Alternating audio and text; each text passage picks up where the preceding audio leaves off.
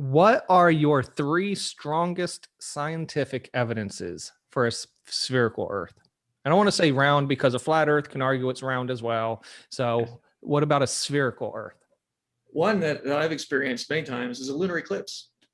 Mm-hmm. In a lunar eclipse, the Earth is directly between the moon and the sun, and therefore the Earth casts its shadow on the moon. And if the Earth were a flat disk, then depending on the angle, it would cast either an ellipse. It could be a circle, but only at midnight if the moon is directly above you. Oh, yeah.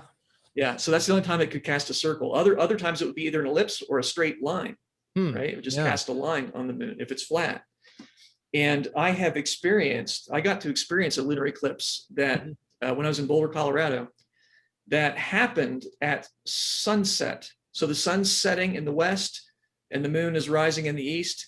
Now, is there any objection to the idea that I'm in between them? No, because I can see them both. I can see the sun over there. I can see the moon over there. I'm in between them. I'm on the Earth, and the Earth is casting its shadow on the moon, and the shadow it casts is a circle. And if you think about it, I'm on, I'm here, and if the Earth's flat this way, that would be one of those times where it casts a straight line on the moon, and it doesn't. It casts a circle on the moon. Whenever, no matter what the orientation of the moon and the sun are, if the Earth's in between them, the shadow it casts is always a circle. And Aristotle noted that. I think maybe even Pythagoras probably recognized that. But that was one of the earlier evidences that the Earth is round. I think that's very compelling. I've seen it. I've seen the shadow of my planet on the moon. It's round. That's pretty neat.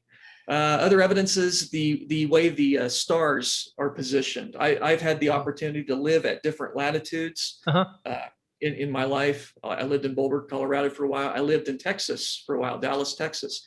And the elevation of the stars changes. And that would only make sense on a round planet.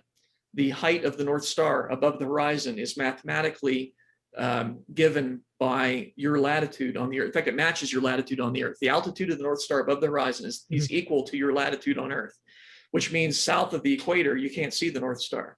Right. And that would not work on a flat Earth. On a flat Earth, you should be able to see the North Star everywhere.